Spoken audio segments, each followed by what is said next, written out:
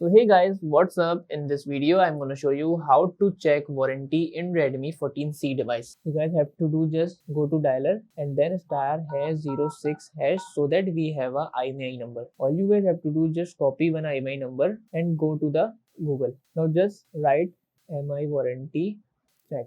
So here we have a website. All you guys have to do just tap on the first website, Xiaomi warranty free MI check, and select the browser. After that guys, just enter the IMEI number or paste the IMEI number here to which you copy. Now click check. Okay, but it required this verification. So just tap to. I am not robot. For this you have to verify.